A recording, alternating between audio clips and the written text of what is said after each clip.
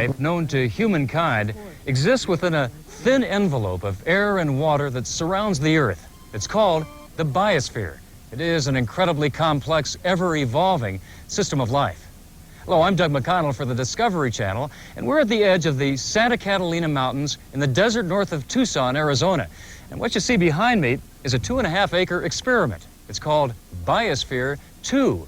For 2 years, the ecological systems inside Biosphere 2 will recycle the air, the water, and the nutrients required to sustain life for more than 3,800 species of plants and animals, including 8 human beings. For over 10 years, the Smithsonian Institution's Marine Systems Laboratory has been creating large-scale experimental models of self-sustaining ecosystems from throughout the world. Here at Biosphere 2, the Marine Systems Laboratory is responsible for all of the water ecosystems, from a coral reef to a subtropical estuary to a savanna stream. Combining their knowledge with information from projects throughout the world, scientists today are striving to learn how people might be able to survive on other planets as well as our own, to create a better understanding of the Earth in our hands.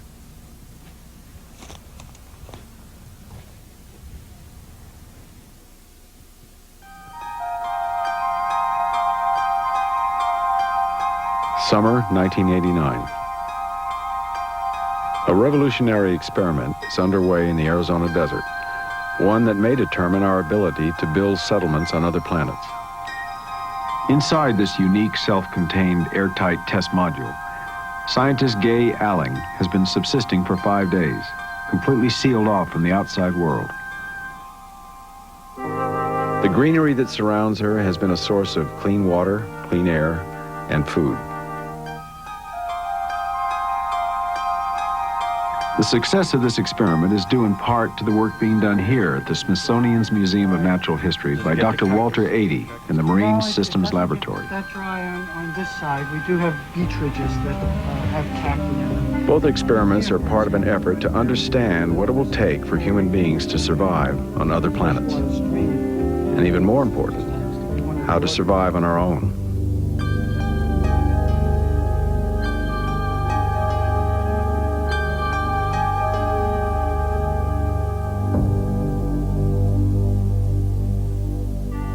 We humans share our planet and its unique physical environment with millions of other plant and animal species. Collectively, this whole Earth provides our most essential needs: energy, oxygen, pure water, and environmental stability. 4 billion years ago, when life was just getting started on Earth, Earth was a pretty tough place for life. Now along come human beings, and we like to get at this storage, this coal and oil. It represents a lot of energy. We're rapidly pulling it out. We're putting carbon dioxide back into the atmosphere. We're putting nutrients back into the waters. We're making very major changes, changes that will make the Earth a different place from what it has been for at least 1 billion years. Looks like a berry. For centuries, man has been fascinated with the natural wonders of the Earth.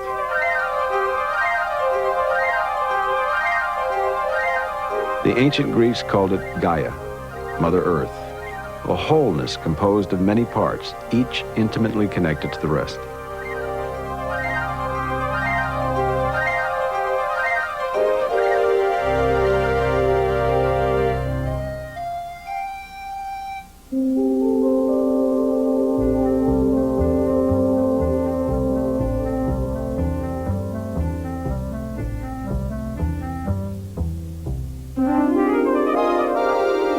Three-quarters of the Earth's surface is covered by water, one of the most amazing compounds in the universe. Water can dissolve almost anything. Its peculiar structure, part liquid, part solid, allows it to hold many chemical elements in solution next to each other.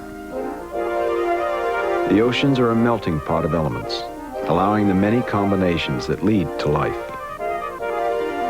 It was in water and shallow seas that the first primitive signs of life appeared.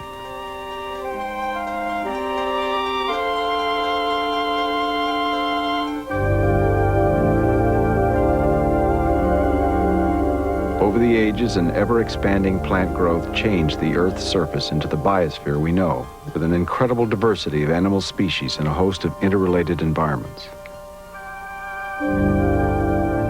While sometimes disturbed by astronomic events, for thousands of millions of years, this interdependent system developed a dynamic and increasingly complex harmony within itself.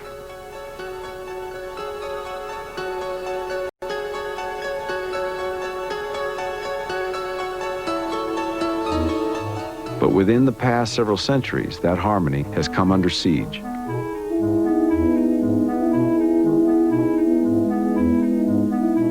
Unfortunately, we humans have always liked to control things, manipulate them to what we think is our advantage. We value only a fraction of Earth's species, while dismissing many others as unimportant or unnecessary. Within the past few centuries, we've actually begun to threaten the Earth's delicate balance by manipulating parts of a system we still don't understand. Like the child who takes apart a watch without any sense of how to put it back together. To help reverse this trend, the most ambitious ecological experiment ever undertaken is beginning to take shape. A small-scale model of the Earth itself. Its designers call it Biosphere 2. Like some futuristic Noah's Ark, nestled in the Santa Catalina hills of the Arizona desert, Biosphere 2 will eventually house thousands of plants and animals and 8 human beings. Sealed away from the rest of the Earth, they will live together for up to 2 years. Except for sunlight and energy, everything they will need to survive, food as well as high-quality air and water, will be generated naturally inside the structure itself. After the first 2-year test period, if all goes according to plan, Biosphere 2 will continue to function as a living ecological laboratory for up to a century. Ed Bass is one of the founders of the Biosphere 2 project. What we are working with in Biosphere 2 is to develop the basics of a long-term ecological life support system based somewhere off of this planet. The scientific concepts upon which Biosphere 2 is based really models from Biosphere 1, planet Earth. It's a dynamic equilibrium between a number of groups of ecosystems called biomes, which gives it an overall stability, that the system has to be complex enough to be ultimately stable. Biosphere 2 will consist of 7 interconnected biomes. One for intensive agriculture, another a human habitat. The remaining biomes will include a tropical rainforest, a savanna, an ocean and its reef, an estuary with its marshes and river, and a desert. Dr. Adey and the Marine Systems Laboratory are chosen to design the estuary, stream, and ocean. Their earlier work with coral reefs had prepared the lab for the job of developing a miniature ocean. They began to study how the biosphere's cycles work, particularly in the oceans.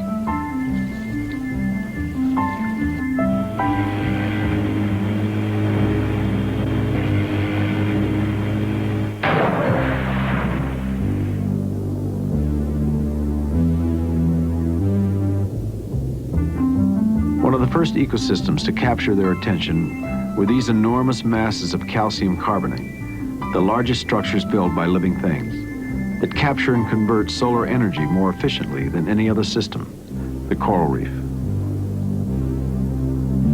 Beautiful and old, they are also very complex communities, and much is still unknown about how they work. There are many reasons to be curious about coral reefs. Why do they have so many species in seas that are called nutrient deserts? We really need to know how something as complex as a reef works. We need to know how everything in our biosphere works.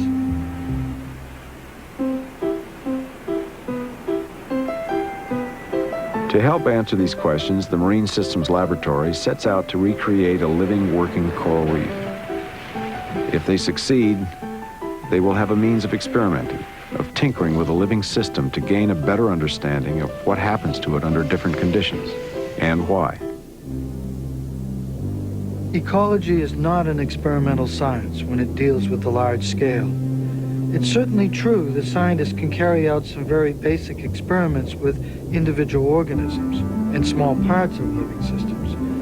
But unfortunately, the whole works differently from each of the parts in isolation. We thought if we could construct working models of whole ecosystems, we could not only learn a good deal in the process, but maybe we could also carry out controlled experiments. Most people in the field were very skeptical about this. They just thought it couldn't be done. Their feeling was, we just don't know enough about how the parts work to make the whole thing work. But I had a feeling that it would be possible to bring this community into an aquarium if only we were to include the whole community and not just a small piece of it. Over a period of months, pieces of the ecosystem puzzle are collected and rushed back to Washington in vented coolers.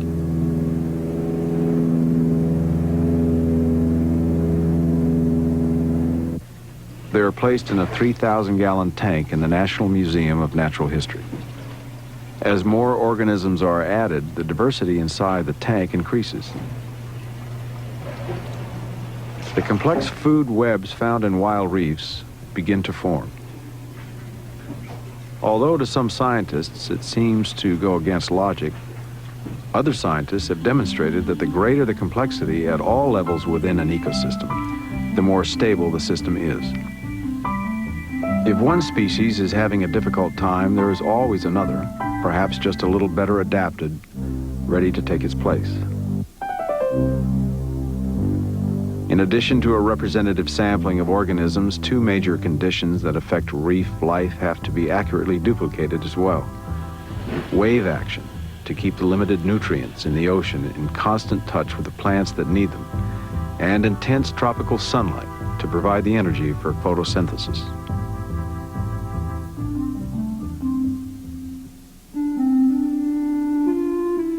Yet at first, the reef's development is marginal.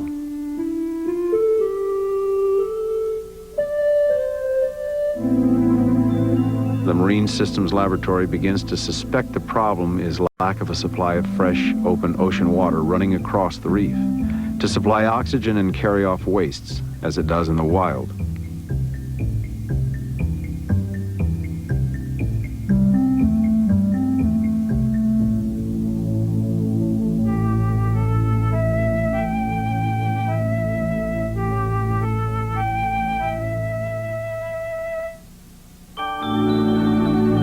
The solution is a device called the algal turf scrubber, a shallow trough containing a plastic screen. Algae quickly attaches itself to the screen and begins to feed on the abundant nutrients, adding oxygen and purifying the water. The research team periodically scrapes off the algae, simulating the action of marine grazers on a wild reef. The model reef inside the tank begins to flourish. The real difficulty with the motto in the Natural History Museum is simply its small size. Large barracuda and sharks won't fit. Even grazers, such as parrotfish and urchins, would grow and eventually become so large that the feeding surface couldn't support them. In this case, our lab staff had to act as the higher predators, as the sharks, if you will, for the model. While many of the over 500 species reproduce normally, many reef fish require an open sea for their planktonic larval stages. Pretty soon it came clear to us, if we really wanted to increase our understanding of reef life, it was necessary that we work with a larger system. That system turns out to be the Great Barrier Reef Marine Park in Australia. Working closely with their counterparts from down under, the Smithsonian team helps to create the largest reef mesocosm in the world. The grand scale of the project allows for greater natural activity within the model. Even the spectacle of the coral reef spawning a once-a-year occurrence determined by water, temperature, tides, and the phase of the moon, takes place in the model at the same time the waters in the wild are flooded with eggs and sperm. This spawning activity seems an incredible achievement to the scientists and engineers who built the model. Yet, they had simply allowed nature the freedom to act as it had for millions of years before man's arrival. The success of these models serve as the basis for the water systems in Biosphere 2. Discovery Showcase returns to our Biosphere, the Earth in our hands, in a moment. Red Lobster. Tonight, 30 shrimp, just $8.99. Red Lobster for the seafood. Scampi and oh, golden fried. Red Lobster for the seafood lover. Grilled and lemon pepper. 30 shrimp on one plate, just $8.99. Red Lobster for the seafood lover in you. Kids get a shrimp dinner for just $1.99 and a free hidden treasure pack. I'm Robert Urich, and I've learned something about dog food. Most of them are alike, because with most dried dog foods, grain is the main ingredient. Read the label, see for yourself. But Purina One is different, because it has chicken as the main ingredient. Purina One is high-quality nutrition. Just read this label. To me, there's really only two kinds of dog food. Purina One, or the rest. Purina One, second to none. They all laughed at Christopher Columbus when he said the world was round. Hey, did you see this? What? Ford says they got a big car that's got even more room. No. But handles more like a sports sedan. I'm sure it does. They all laughed when Edison recorded sound. Hey, get this. They said they made this V8 for it. It's got more power, get better gas mileage. Yeah, right. It's what it says here. They all laughed at Wilbur and his brother when they said that man could fly. So, when is this miracle car coming out? 1999? Try today. Ho, ho, ho, who's got the last laugh now? Introducing the new Ford Crown Victoria. That's nice. Have you driven a Ford lately? The youth of the Israeli-occupied Gaza Strip. Half the population, they live under Israeli government restrictions and in poverty. They also are the soldiers of the Intifada, the uprising against Israeli occupation. There is a vicious circle of violence going on. People are humiliated, and the reaction is directed against other people, especially the younger ones. Life inside Gaza, tonight on World Monitor.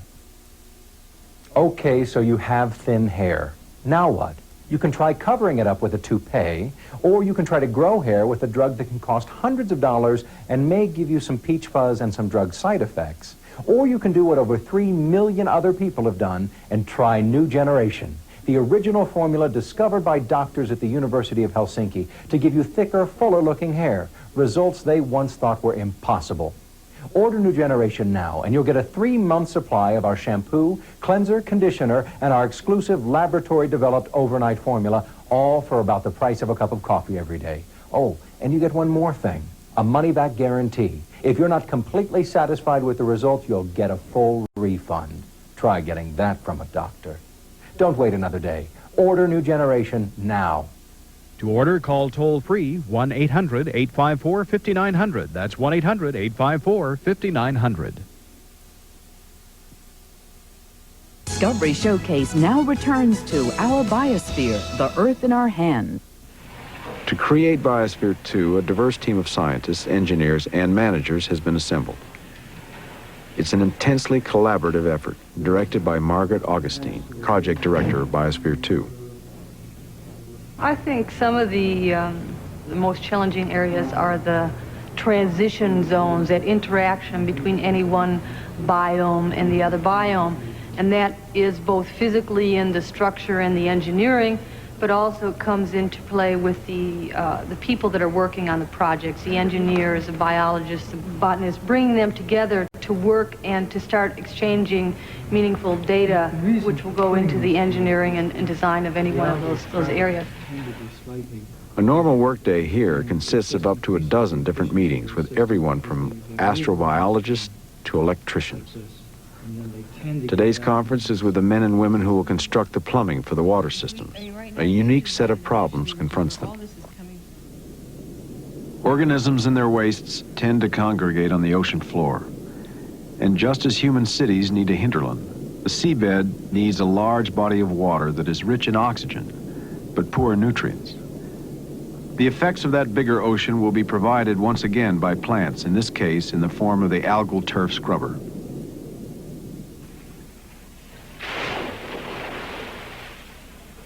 Algae provides the model with its most basic needs: energy, pure water, oxygen, and environmental stability.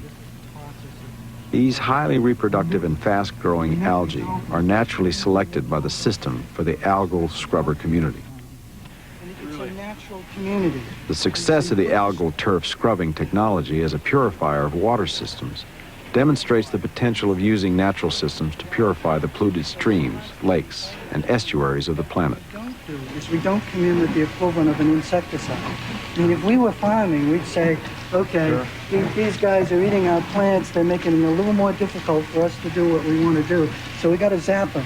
But on the other hand, as soon as you get into that role, as soon as you get into the pattern of if we don't like nature, you know, fix it the way we want it. That's our arrogance. The thing that amazes me is that our arrogance has been for so long that we need to fix something about nature rather than understanding that whatever cycles, whatever design nature's worked out seems to be better than anything that we can come up with. Meanwhile, other ecologists are designing ecosystems which will interact with the marine components. A botanist and biome design coordinator for Biosphere 2, Linda Lay, is responsible for evaluating and integrating many of these ecosystem designs. Our analog desert in Biosphere 1 is the coastal maritime deserts of North America and the coastal maritime desert of South America, the Atacama Desert, and also the Namib Desert of Africa. Every day we'll come in here and look at the number of flowers and record how many flowers we're getting, because the flowers are a food source for several of the animals that we'll have inside of Biosphere 2. Our analog for the Biosphere 2 rainforest is the Amazonian region. And most of our plant species will be coming from South America, but we're also using other parts of the world as a basis for collecting plants. Of course, there's a huge genetic base of tropical rainforest plants around the world. Biosphere 2 also contains a tissue culture laboratory. Tissue culturing permits scientists to rapidly regenerate whole plants from stored microscopic amounts of plant material. This allows scientists to maintain a large plant bank and a diversity of species in a relatively small system. This is the test module for Biosphere 2, where project scientists have spent up to 25 days of total enclosure. Its atmosphere is constantly monitored to see how levels of oxygen, carbon dioxide, and trace organic gases are being balanced. Air samples are passed through a trap and cooled by liquid argon, concentrating the trace gases, which may exist in only a few parts per trillion.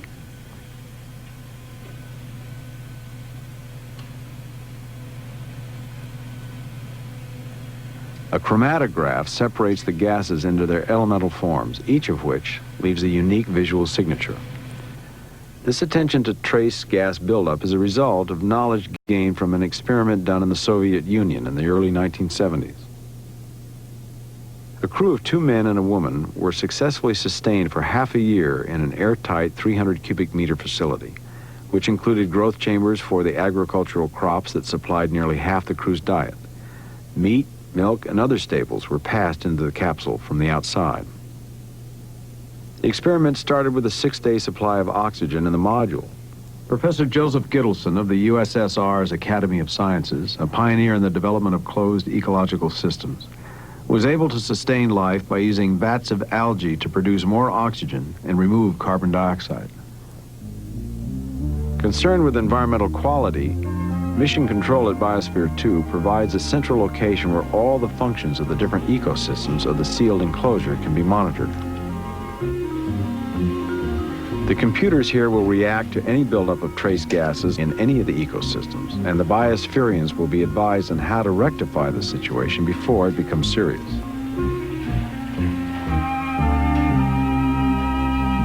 Since the biospherians will be growing their own food, experiments are underway to see which plants and animals produce most effectively under test conditions.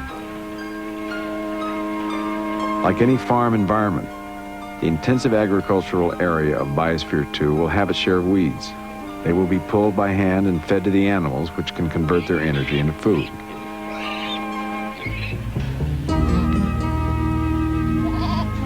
I think regardless of what we find in this initial major experiment of 2 years of closure of the biosphere, that there will be tremendous accomplishments coming out of this. Because no matter what we find, it will be knowledge of how these systems work, how to build them, how they operate. Because the ocean in Biosphere 2 will be relatively small, the estuary will be an important buffer between the land communities and the ocean. But figuring out how to build a working estuary, one of nature's most complex ecosystems, presents new problems for the Marine Systems Laboratory. They start by trying to simulate one of the most complex bodies of fresh and salt water in the world. If they can recreate the intricate dynamics of the Chesapeake Bay, they'll be able to build a tropical estuary for Biosphere 2.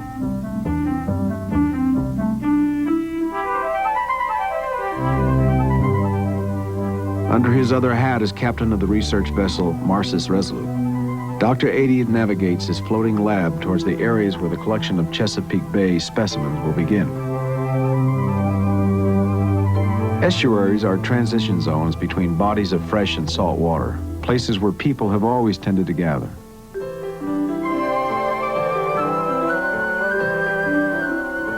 One of the difficulties that we're now facing on our estuaries is just the day-to-day activities of humans, the sewage, the chemicals out of the factories, the runoff from the farms, just the everyday activity of so many humans are beginning to have a serious effect on our estuaries. Also, the rate at which we're learning about how these systems work is unfortunately not keeping up with the rate at which we're affecting the systems.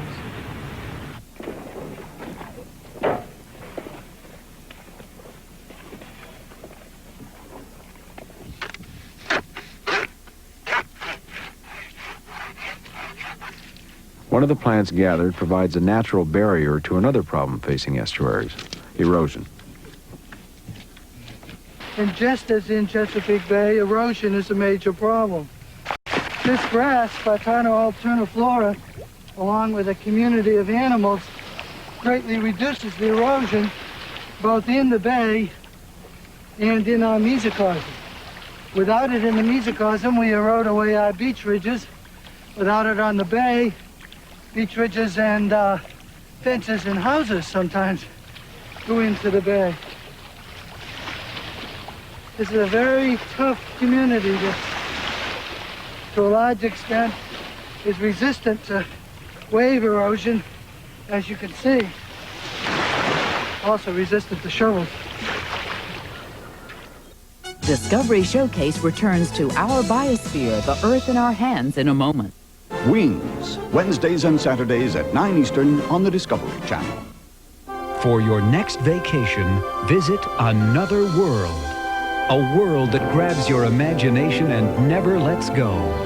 This is Walt Disney World with Epcot Center. Magnificent resorts.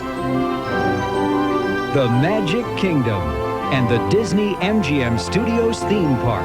The Walt Disney World Resort in Florida. For information or reservations, call 1-800-MICKEY-1. Look what's coming at you. Ultra Wheels brand skates. 3,000 pairs. It's the Kit and Caboodle brand Cat Food Whirl-Away giveaway. See packages for details or look out for the display at your grocers. It's getting late. I better call my mom. Me too. Hi, Mom. Yo, Ma. Oh, we're having chicken and stovetop stuffing tonight? We're having stovetop instead of potatoes with the celery and onions? Herbs and spices? What time? 6? At 8. Oh, Ma, could Pete come over? Mom, why don't I invite Bob? Yeah? All right, thanks a lot. Bye. Yeah! You can never get enough stovetop stuffing instead of potatoes. Try stovetop microwave stuffing, specially made for the microwave. Each year, the experts at Car and Driver look at over 100 cars, so you don't have to. From the current new cars, they just picked their 10 best. At the most, you'll probably only buy one of them. That's too bad, because 2 of the 10 best are Mercury's. Mercury Sable and Mercury Tracer LTS. All this in the quality of a Mercury. My little brother's so clueless. He probably thinks wings is just something you swim with. What a baby. So I told him, you better smarten up. Start watching the Discovery Channel with me and Dad. Every month we get this great magazine, TDC magazine. It stands for the Discovery Channel. It was really easy to get. We just called 1-800-TDC-8343 and charged it. And it cost less than my new baseball hat. Dad says it's great because we can plan a whole week at a time with this special grid. And they tell what every single show is about. Mom says it's great because they have beautiful pictures and lots of articles for her to read. And she doesn't even mind if it sits on the coffee table. Sarah! But she does mind if I do. Call now to order your TDC magazine and receive 12 monthly issues for only $14.95. That's more than 50% off the cover price. Or tell the operator to bill you later. Visa and MasterCard accepted.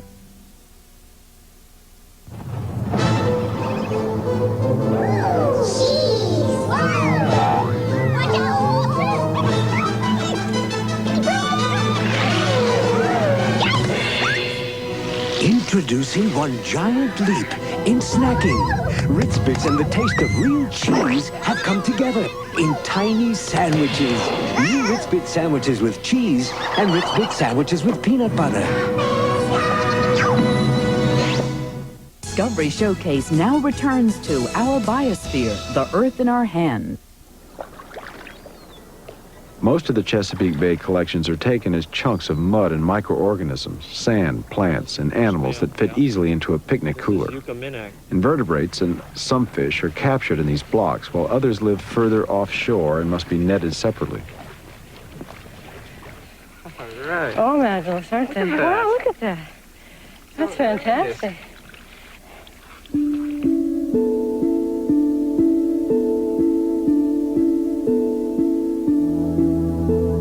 Making a model of a mesocosm, which is basically a large microcosm, is a complicated process. The action of the sun, rain, winds, tides, and currents must be simulated.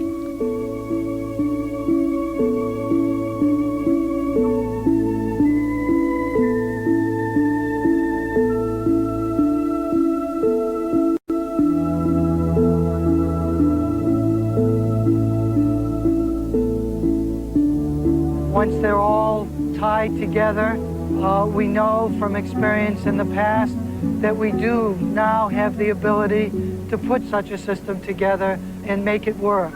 It is a microcosm, it is a model, it's a small part of what the bay is. It's certainly not a perfect image of the bay, but in many ways it acts like Chesapeake Bay acts. No model of the Chesapeake Bay would be complete without oysters, which at one time provided the major fishing industry. Today, the bay's oyster population is declining. To help understand why, the Smithsonian team is studying the food web of which the oyster is a part. We're talking about something that's very much akin to an ecological Noah's Ark, if you will, collecting all the animals and plants together and taking them safely off to high ground when the flood goes down. But unfortunately, if you added up all those numbers, they're a very small fraction of what's out there. And just taking a group of organisms and dumping them together in a room, if you will, does not make a functioning system. In fact, very likely it would make a big mess. Now, we happen to be in a time when the ecologists of the world are mostly saying, well, ecosystems are very complex. We're beginning to understand them, but there are so many species that interact in such complex ways that it's just really not possible to try to synthesize or put together a whole ecosystem. What we have found in working with marine ecosystems, putting them in boxes over the last 10 years, is that if you bring a major piece of the community in, 200, 400, 600 species, you provide all of the physical conditions that are required to operate this system. And generally speaking, at least after a few tries and a little manipulation, you can come up with a system that's pretty close to the wild system. In the basement of the Smithsonian's Museum of Natural History, the 220-mile estuary is simulated by using a sloping 40-foot box made of plywood and fiberglass. Divided into 8 compartments connected by computer-controlled flapper valves, it allows fresh water to flow down the estuary, salt water to flow up, and organisms to go where they will.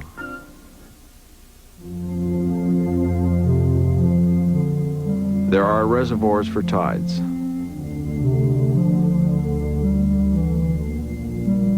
Wave buckets for waves.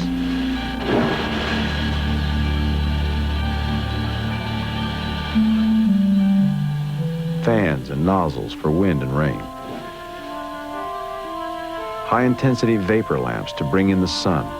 And once again, the action of the ocean has to be simulated.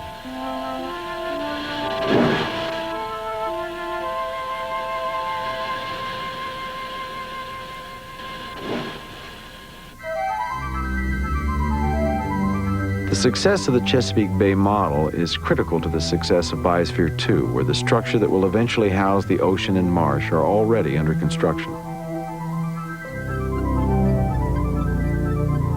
In order to provide an airtight seal, the foundation will be made of reinforced concrete lined with stainless steel. To prevent the polluting effects of the heavy metals in the liners, it must be coated with an epoxy plastic. Then slowly the model ocean will be assembled. On the wild Earth, ocean bottom, beach, marsh environments take thousands of years to develop. And this happens with gradually building sediment. In Biosphere 2, we can't wait for this to happen. Our first task in constructing a model ocean is to bring in the appropriate sediments, to lay them out as they would be from thousands of years of deposition. Only then, at the very end of this long process, do we bring in the very active surface layers, populated with hundreds of species of many different kinds of organisms. What we're doing to our natural world is we're taking elements, particularly carbon, nitrogen, phosphorus, that have been all tied up by plants. And the plants hold them up in all this massive plant body. In coal, those are plants that lived 300 million years ago. Oil, plants that lived 100 million years ago. And all of this is bound up or it's stored. And we're pulling this storage out and, you know, we're throwing it around. Law of entropy. Yeah, exactly. And it's just tearing up the structure, if you will, of the natural world. It probably comes as a surprise to most people to realize just how complex a problem it is to build a mesocosm from scratch, especially one that will sustain 8 human beings as well as thousands of species of plant and animals. Yet while scientists are struggling with the complicated equations of Biosphere 2, Mother Earth is balancing the requirements of millions of species and billions of human beings, a miraculous accomplishment most of us take for granted. But not the designers of Biosphere 2. If the enclosure experiment is going to work, the team at Marine Systems Laboratory needed to create a subtropical ecosystem like the Florida Everglades.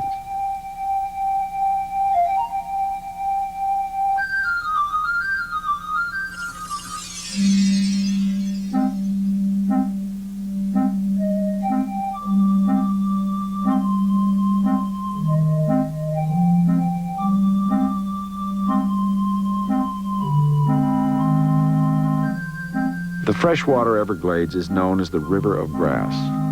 It isn't a single ecosystem, but a complex collection of ecosystems.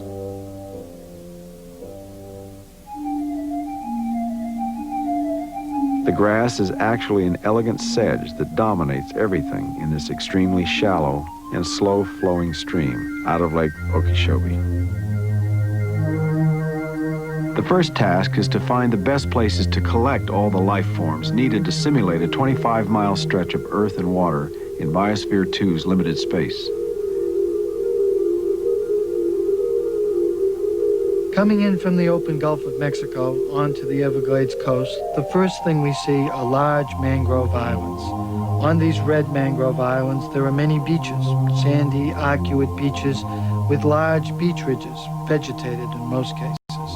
In between the red mangrove islands are strong tidal currents, which give relatively deep water in some of the passes. Then further inland, we pass across some bays and into black mangrove, enormous areas of blacks, and then finally into scattered white mangroves and buttonwoods. When we turn around and look back, we see among the blacks large areas of salt marshes as well. In a very small system where you're packing animals, there are too many animals, so CO2 rises and oxygen is low, and this would be fine in the real environment because you've got hundreds of miles of Gulf of Mexico. But here we don't have that, so we need a device that acts like hundreds of miles of Gulf of Mexico and pulls nitrogen out, pulls CO2 out, puts oxygen in. And this is a very simple device to use our algae to carry out these desirable characteristics in a very efficient kind of way. When you say scrubber system, I mean, what do you? Well, specifically when we say scrub, we mean this system scrubs nutrients, scrubs carbon dioxide, it scrubs the waste, if you want to call it that, of the animals out of the water, carbon dioxide. Every ecosystem is defined primarily by its plant life. And in the saltier part of the Everglades, the dominant plant is the mangrove.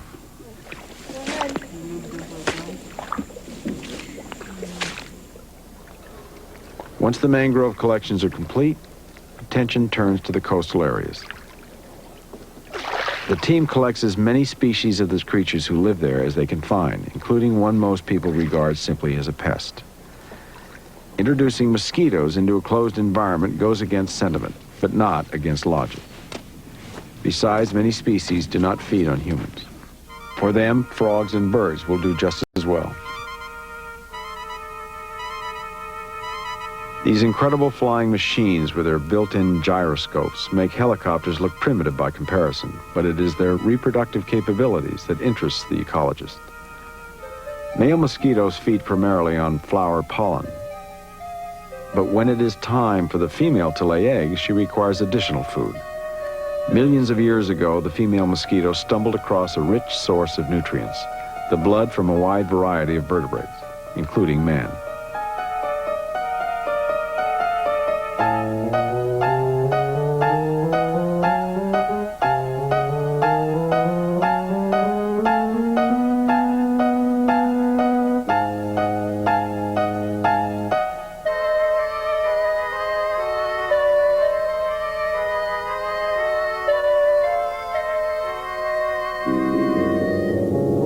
When she's ready to lay her eggs, the female selects special habitats with just the right moisture levels to deposit them.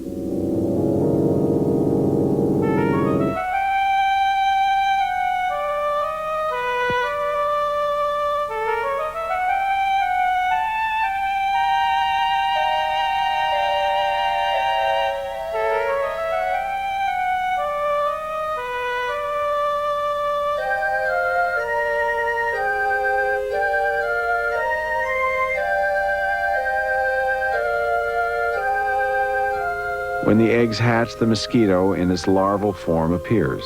The larva is a filter feeder, growing and adding new shells several times, like a shrimp or lobster.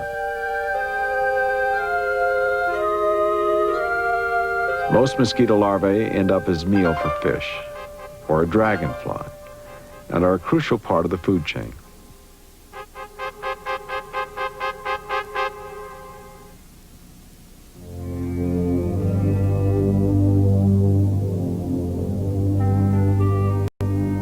Those that aren't eaten eventually pull an amazing Jekyll and Hyde, emerging slowly from their shell in a delicate balancing act on water which could easily drown them. In addition to mangroves and mosquitoes, a broad range of plant life from the beach is also gathered. Discovery Showcase returns to our Biosphere, the Earth in our hands, in a moment. Brought to you in part by Red Lobster. Red Lobster. Tonight, 30 shrimp, just $8.99. Red Lobster for the seafood. Scabby and oh, golden fried. Red Lobster for the seafood lover. Grilled and lemon pepper. 30 shrimp on one plate, just $8.99. Red Lobster for the seafood lover in you. Kids get a shrimp dinner for just $1.99 and a free hidden treasure pack. Some people drive miles out of their way to buy what they think is the best dog or cat food. But the fact is, this is all you have to drive. Because you don't have to go further than your supermarket for high-quality nutrition. Just stop at the Purina One Pet Nutrition Center. You'll find a whole new line of Purina One brand dog and cat foods for every stage of your pet's life. To me, there's nothing better than Purina One. Purina One, second to none. Now for your dog and cat. Now over here, we're going to put that computer. You don't want it over there? I don't know. When the moment comes to build your dreams, no card's better than Gold MasterCard. This corner's for your weight machine. With more buying power at nearly 3 times more places than American Express. This wall's for your trophy. No pressure, though. Yeah. Gold MasterCard, piece by piece, the best gold card to master the moment. Now this is a baseball. Somebody put these Harvest Crisps in the wrong box. Delicious. Right, so what's a delicious cracker like that doing in a box that says low fat, no cholesterol? Beats me. I mean, if Harvest Crisps are so good for you, how come I can't stop eating them? I don't know, hon. I love them. Ritz Bits and the taste of real cheese have come together in tiny sandwiches. Introducing new Ritz Bits sandwiches with cheese.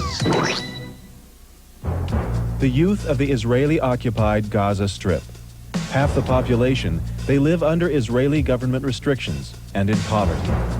They also are the soldiers of the Intifada, the uprising against Israeli occupation. There is a vicious circle of violence going on.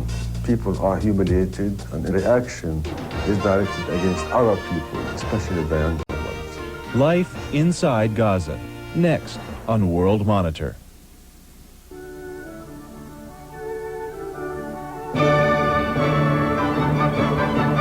The music you love is part of your life. Now there's an easy way to collect the world's most beautiful music. Announcing great composers from Time Life Music. Start with the greatest music of Mozart. More than 2 full hours of his best works. At the low price of only $9.99 for 2 compact discs or 2 double-length cassettes. Great Composers brings you the most memorable music of Bach, Beethoven, Tchaikovsky, Chopin. Every volume features one great composer, yours to preview at no risk. Keep only the albums you want. There's no minimum to buy, and you may cancel anytime. So call now to enjoy Mozart for a 10-day free audition and discover music you'll enjoy for a lifetime. Here's how to order.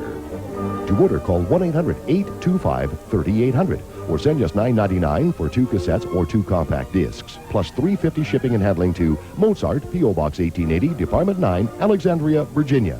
Discovery Showcase now returns to our Biosphere, the Earth in our hands. In Washington, D.C., a greenhouse has been prepared to house a mesocosm with all the environmental characteristics of the Florida Everglades. As with all marine and aquatic models, complex plumbing becomes a major consideration. Evaporation and thunderstorms are intense in the Everglades environment. Because of the small area in the greenhouse, the removal and return of fresh water is accomplished by a reverse osmosis process which maintains the salinity pattern of the estuary.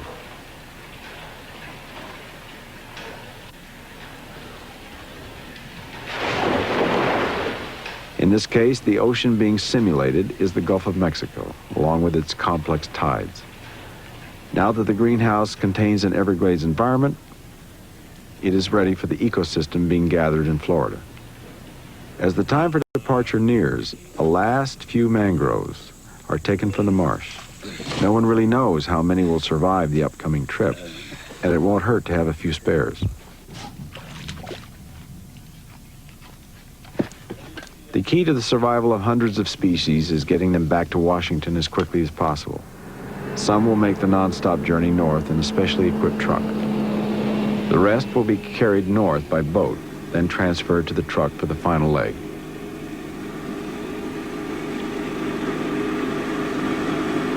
For the next few days, the Marcis Resolute will become a kind of floating greenhouse and wetland, where the fragile passengers must be kept warm and moist.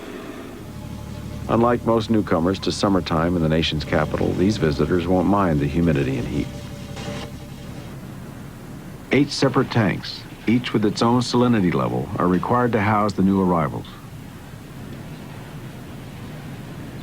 Most seem to have survived the trip north in good shape. The idea is to inject as many species in the system as we can possibly inject. Yeah. And we do this over and over again, and the net result is we gradually build up the species diversity. They're probably on the order of 30 or 40 species right in that block that's being injected in. And the process of building these injections go on over and over and over again, and each time the species diversity comes up a little bit higher. When the numbers are tallied, over 600 species are counted. But only the passage of time will affirm the success of this ecosystem. The question is, in all models, is once you've experimented on the model, how do you then relate it to reality? It's not exactly the same. Just like Chesapeake Bay, Delaware Bay, and the estuarine Everglades are not exactly the same as each other. They vary in a wide variety of ways. Well, once you set up a model, it too is a little different. So how do you relate the model to the reality? But it still is a very major step in terms of understanding why things happen, particularly when you change a system, when you change the amount of fresh water that's flowing into it. You change the amount of sediment, the nutrients, or you increase the phosphorus that's flowing into a body of water. All of those things we argue about where it goes and why it happens. Well, this provides us a real tool so we can actually experiment, test, see what happens in the model, and then we can go back asking very specific questions of the wild environment.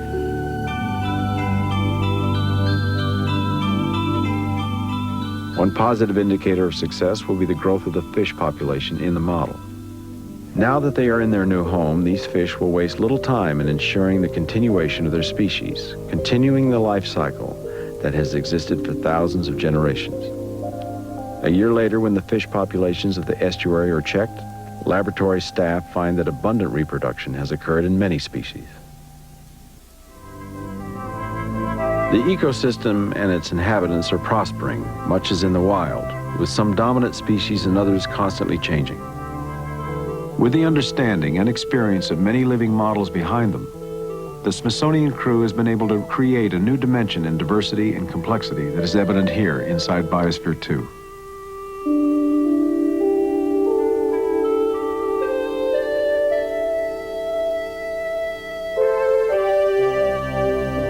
What was once only the dream of a diverse group of scientists, engineers, and architects has become a reality.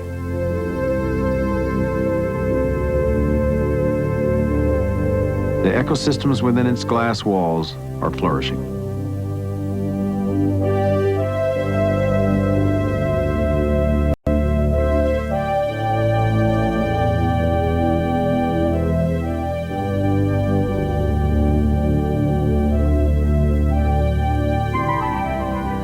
It's likely that sometime in the next century, someone called a Biospherian will be standing in the Everglades, gathering oysters for dinner, checking on the mangroves to see how they're doing. And if they look up, they just might see the Earth hanging there in the sky. Gaia, the living planet. The importance of these experiments doesn't lie in our ability to sustain 8 humans under glass for 2 years, whether it's in the desert or on the moon. It lies in the knowledge gained by our minds and hands and hearts. Knowledge that will help us become a contributor to Mother Earth instead of merely a user. Learning how to live on other planets, can teach us how to become better citizens of Earth.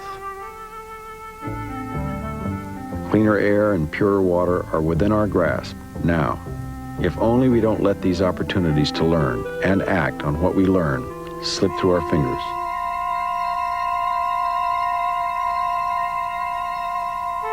For it isn't only the future of the Earth, but our own fate as well, that we hold in our hands.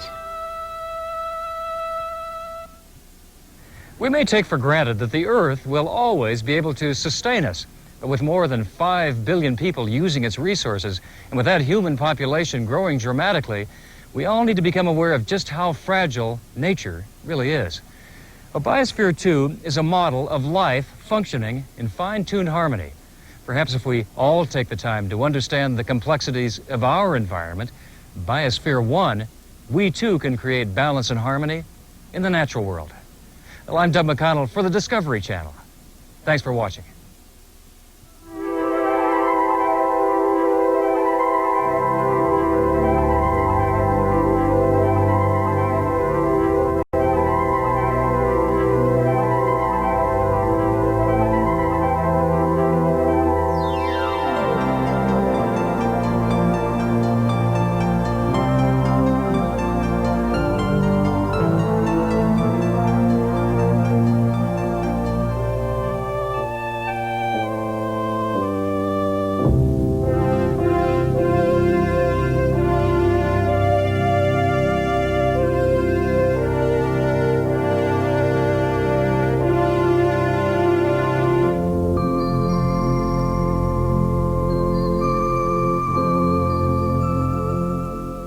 To purchase a video of this program, call 1-800-262-8600 or write Home Vision, Box 800, Concord, Massachusetts, 01742.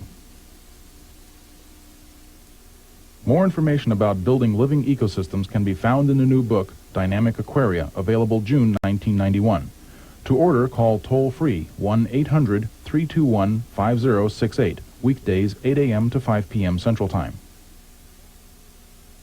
Sponsored in part by Ford. Fact.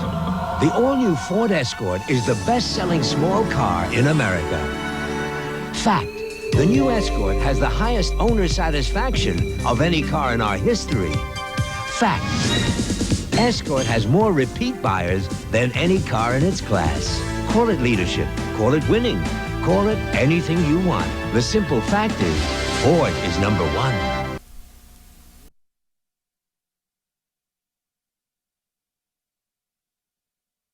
Redo everything? Are we to subordinate everything to human purposes?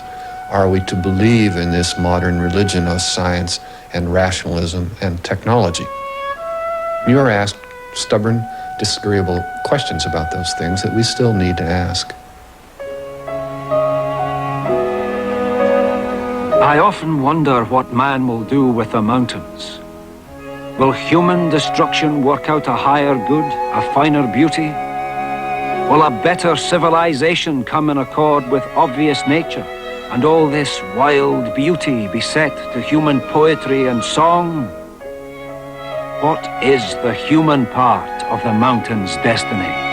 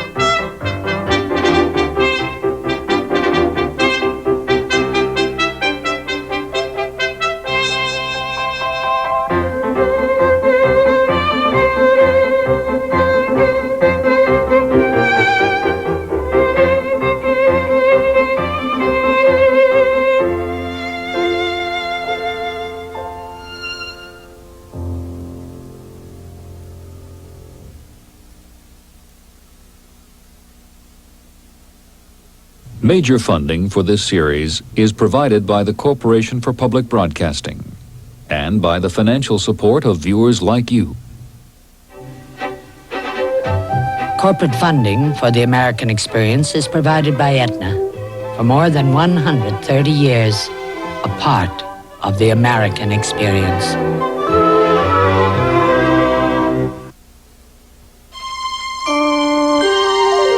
This is PBS. From the very formation of our miracle planets, we are linked with the meteors that shoot across the evening sky. How did the oceans we know today emerge from the lava seas of the primordial past?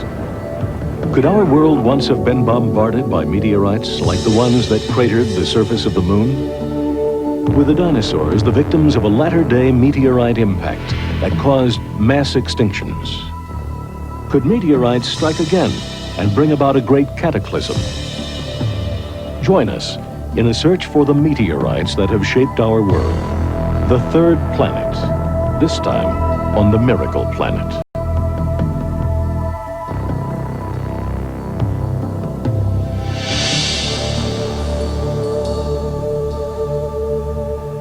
San Diego Week premieres Friday at 6.